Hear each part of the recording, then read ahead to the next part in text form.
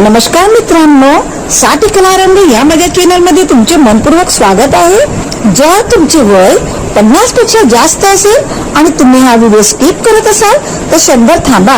हा व्हिडिओ त्या लाखो लोकांसाठी आहे जे दररोज सकाळी उठतात आणि त्यांना सर्वात आधी वेदना जाणवतात। गुडघ्यातून कटकट आवाज येतो, पाय आखडते आणि मान अशी वाटते जणू काही कोणी घट्ट पकडली आहे। जागे होताच तुमचे हात आणि पाय सुन्न होतात। थोड्या वेळ उभे राहिल्यास तुमचे गुडघे लटपटतात। पायऱ्या चढणं म्हणजे एव्हरेस्ट चढण्यासारखं वाटतं आणि सर्वात वेदनादायक गोष्ट म्हणजे तुम्हाला कोणावरही ओझं व्हायचं नाहीये। तुम्हाला स्वतःच्या पायावर उभं राहायचं असतं, स्वतःच्या पायावर चालायचं असतं, तुमच्या नातवंडासोबत खेळायचं असतं, पण या वेदना आणि हा दुखावा तुम्हाला मागे खेचत आहे। जर या गोष्टी तुम्हाला तुमच्या हृदयाला भिडत असतील तर आजचा व्हिडिओ केवळ माहिती नाही तर ही तुमच्यासाठी एक नवीन सुरुवात आहे। आज मी तुम्हाला सांगणार आहे की शरीरामध्ये कॅल्शियमची कमतरता का निर्माण होते, सांधेदुखी आणि संधिवात का होतो आणि सर्वात महत्त्वाचे म्हणजे महागड्या औषधाशिवाय तुम्ही घरीच यावर नियंत्रण कसे मिळवू शकता।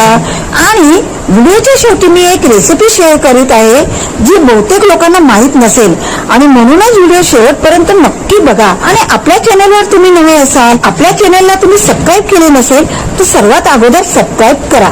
व्हिडिओमध्ये मी अशी रेसिपी शेअर करणार आहे ज्याच्यामुळे तुमचे आयुष्य खूप सोपं होईल, तुम्ही सक्रिय, सशक्त, आनंदी राहाल। मित्रांनो, जर तुम्ही या चॅनलला पहिल्यांदा भेट दिली असेल तर कृपया सबस्क्राईब बटनावरती क्लिक करा आणि बेल आयकॉन सुद्धा दाबा, जेणेकरून आम्ही इथे देत असलेली माहिती तुमच्या डॉक्टरांचा खर्च वाचवू शकते। ज्या आधी जोडले गेलेले आहेत त्यांचा खूप खूप आभार। आता एक छोटासा प्रश्न, तुम्ही व्हिडिओ कुठून बघत आहात कमेंट बॉक्स मध्ये नक्की सांगा। मला हे खूप महत्त्वाचं वाटतं, कारण की मी जे व्हिडिओ शेअर करते ना ते तुमच्या वयानुसार, गरजेनुसार ते तयार करत असते। चला तर मग जास्त वेळ न घालता व्हिडिओला सुरुवात करूया।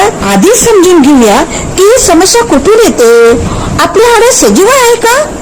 ती दररोज तुटतात आणि पुन्हा तयार होतात, पण जसं आपलं वय वाढतं तशी ही प्रक्रिया मंदावते आणि जेव्हा शरीरामध्ये कॅल्शियम, मॅग्नेशियम आणि व्हिटॅमिन डी सारख्या आवश्यक पोषक तत्वाची कमतरता असते तेव्हा हाड कमकुवत होऊ लागतात। गुडघ्याच्या आतील कार्टिलेज म्हणजे की उशीप्रमाणे काम करतं, एक गादीप्रमाणे काम करतं। जेव्हा हा पुढचा झिजतो तेव्हा हाडावरती घासली जातात, यालाच आपण गादी सुद्धा म्हणतो। तर ही गादी जेव्हा झिजते तेव्हा हाडावर हाड घासले जातात आणि तेव्हा सुरू होते गुडघेदुखी। सकाळी उठल्यावर जो खडबडाट ऐकू येतो तो हाच आहे। आता प्रश्न असा आहे की कॅल्शियमची ही कमतरता निर्माण नक्की का होते। पहिलं कारण म्हणजे आहार आपण जे खातो त्यात पूर्वीसारखं पोषक तत्व राहिलेलं नाही। आता हा प्रश्न आहे की कॅल्शियमची ही कमतरता निर्माण नक्की का होते। आता आपण त्याची कारणे पाहूया। पहिलं कारण म्हणजे आहार आपण जे खातो त्यात पूर्वीसारखं पोषक तत्व राहिलेलं नाही। बाहेरचं खाणं, प्रोसेस केलेले अन्न आणि अतिरिक्त मीठ, साखर हे हाडांचे शत्रू आहेत। दुसरं कारण म्हणजे सूर्यप्रकाश। शरीराला सूर्यप्रकाश मिळाल्यावरच व्हिटॅमिन डी तयार होते आणि आजकाल आपण वातानुकूलित खोल्यांमध्ये घरात बंदिस्त असतो, त्यामुळे आपल्याला सकाळचा सूर्यप्रकाश मिळत नाही। तिसरं कारण म्हणजे वाढत्या वयानुसार आपल्या शरीराची कॅल्शियम शोषण्याची क्षमता कमी होते। याचा अर्थ असा की तुम्ही कॅल्शियम खाता पण तुमचे शरीर ते शोषून घेऊ शकत नाही। चौथे कारण, ही गोष्ट फार कमी लोकांना माहित आहे, ते म्हणजे जास्त प्रमाणात चहा, कॉफी आणि शीतपेय पिणं। या पेयांमधील फॉस्फरिक ऍसिड शरीरातील कॅल्शियम बाहेर काढतात। जर तुम्हाला ही माहिती उपयुक्त वाटत असेल तर चॅनलला सबस्क्राईब करा आणि व्हिडिओला लाईक करा। आणि मी जे काही सांगणार आहे ना ते आणखी महत्त्वाचे आहे। चला तर मग संधिवात म्हणजे नक्की काय आणि तो संधिवात सांधेदुखीपेक्षा कसा वेगळा आहे हे जाणून घेऊया। सांधेदुखी जे कॅल्शियमच्या कमतरतेमुळे होत नाही, कधी कधी सांध्यांना सूज येते ज्यांना संधिवात म्हणतात। जेव्हा ही सूज दीर्घकाळ टिकते आणि युरिक ऍसिड जमा होते तेव्हा त्याला गाऊट म्हणतात। संधिवातामुळे बोटे वागतात, गुडघ्यांना सूज येते, चालणं कठीण होतं। पण मित्रांनो, काळजी करू नका, कारण आज मी तुम्हाला सांगणार आहे की तुम्ही तुमच्या रोजच्या आहारामध्ये या सर्व समस्या कशा पद्धतीने नियंत्रित करू शकता। आता आपण सुरुवात करूया पहिल्या उपायाने। पहिला उपाय आहे तो म्हणजे तीळ. हे छोटेसे तीळ जे तुमच्या घरात कुठेतरी डब्यात असतील, पण ते किती आश्चर्यजनक आहेत, किती जादुई आहेत हे तुम्हाला माहित नसेल. मित्रांनो, तिळामध्ये दुधापेक्षा 10 पटीने जास्त कॅल्शियम असतं. हे ऐकून तुम्हाला आश्चर्याचा धक्काच बसेल, पण हे खरं आहे. 100 ग्राम तिळामध्ये सुमारे 975 मिलीग्राम कॅल्शियम असतं, तर 100 मिली दुधामध्ये फक्त 120 मिलीग्राम कॅल्शियम असतं. तिळामध्ये केवळ कॅल्शियमच नाही तर इतर घटक असतात. त्यात मॅग्नेशियम जे हाडांना कॅल्शियम शोषण्यात मदत करतात, झिंक जे रोग प्रतिकारशक्ती मजबूत करतं, लोह जे रक्त तयार करण्यास मदत करतं, आणि सेटाफिन नावाचं एक विशेष संयुग जे सांध्यातील सूज कमी करतं. हे घटकही असतात. तीळ केवळ कॅल्शियम देत नाही, ते सांध्यांची सूज कमी करतात आणि गुडघ्याच्या कार्टिलेजची दुरुस्ती करण्यासाठी पण मदत करतात. आता प्रश्न असा आहे की ते कसे खावे. पहिली पद्धत म्हणजे चमचाभर तीळ घ्या, मंद आचेवर हलके भाजून घ्या.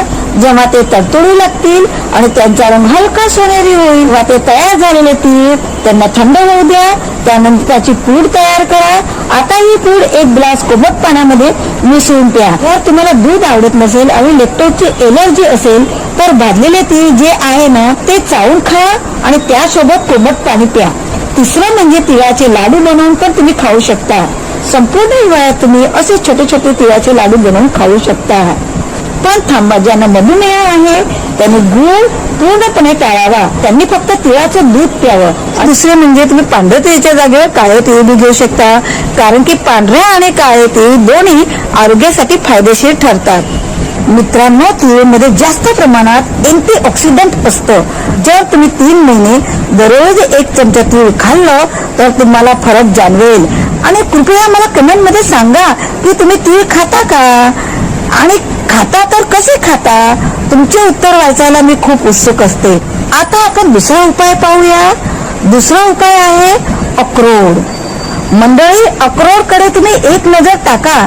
त्याचा गर अगदी मेंदू सारखा दिसतो. म्हणतात की एखादी गोष्ट एखाद्या गोष्टीसारखी दिसते ती तिच्यासाठी चांगली असते.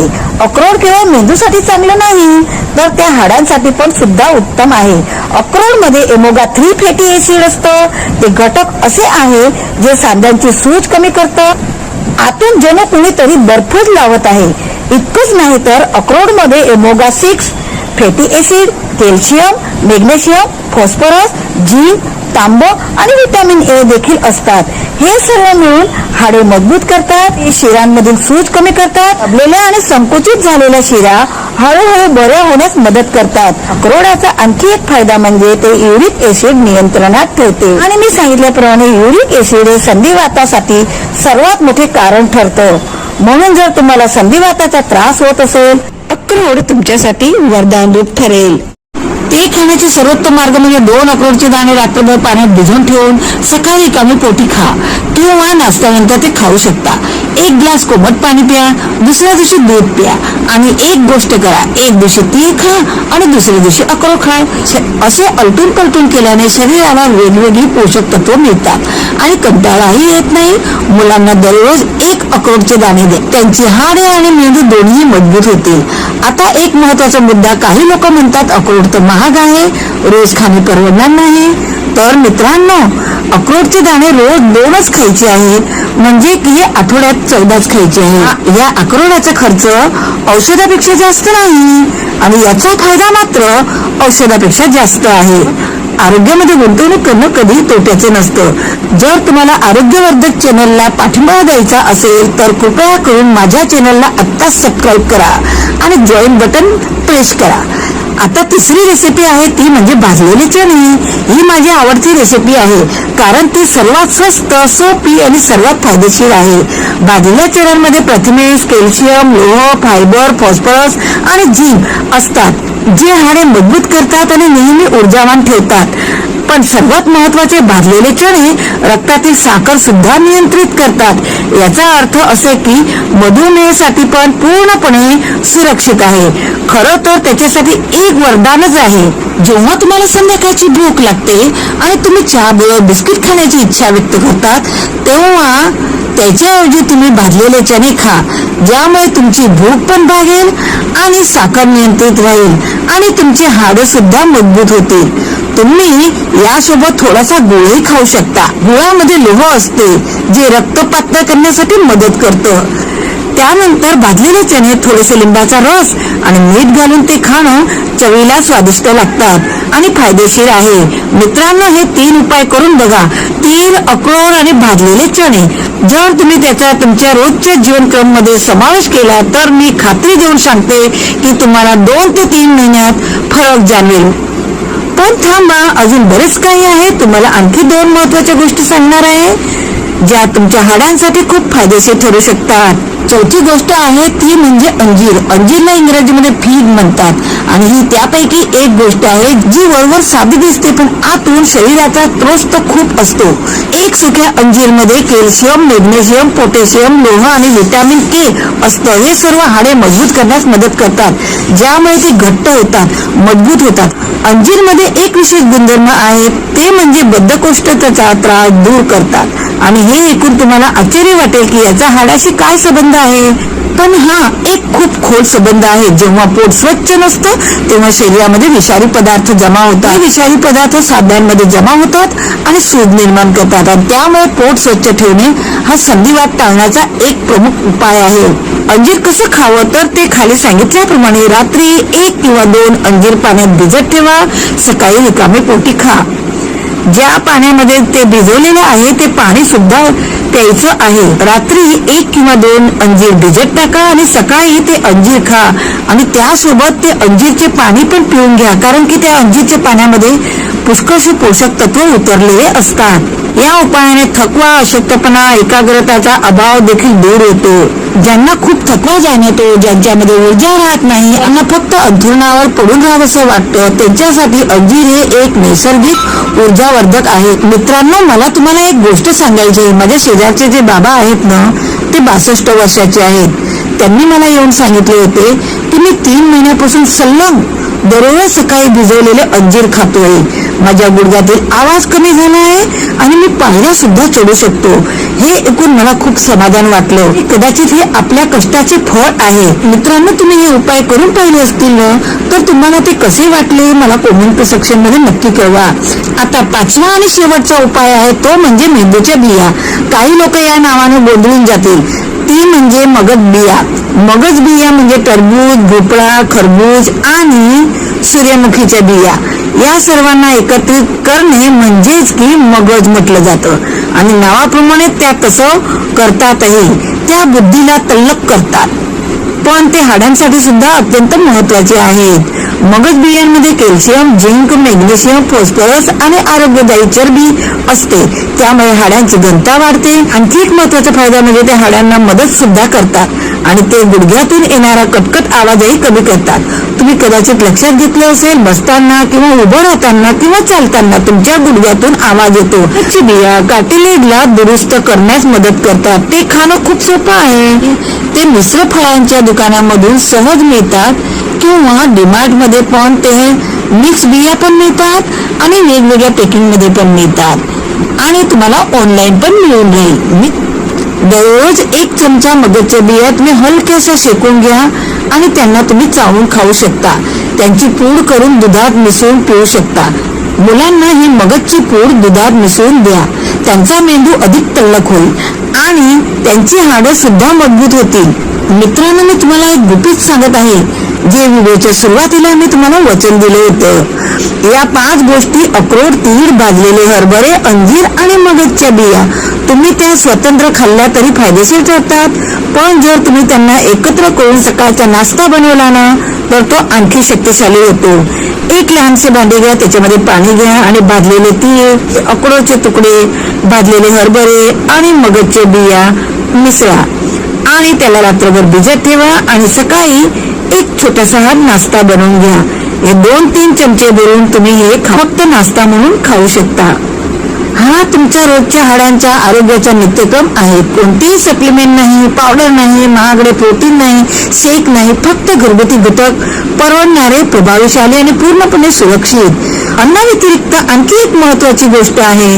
जर तुम्ही याकडे दुर्लक्ष केले तर ते उपाय कसे प्रभावी ठरतील? ते म्हणजे सूर्यप्रकाश. सकाळी केवळ 8 ते 10 दरम्यान किमान 20 ते 30 मिनिटं उन्हामध्ये बसा.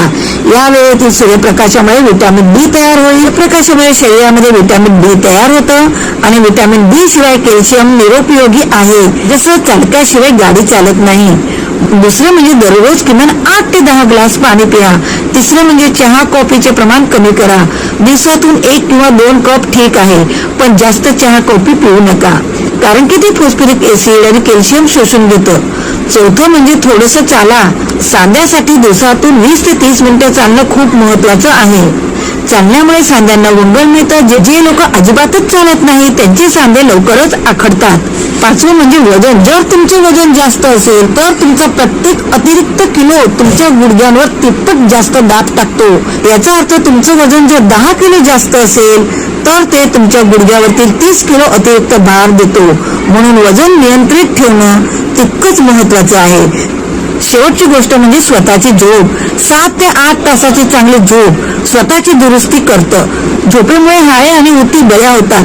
मित्रांनो, तुम्हाला हा व्हिडिओ कसा वाटला हे कॉमेंट सेक्शन मध्ये नक्की सांगा. आणि तुम्हाला हा व्हिडिओ आवडला असेल तर लाईक आणि शेअर करा आणि सबस्क्राईब करायला विसरू नका. धन्यवाद.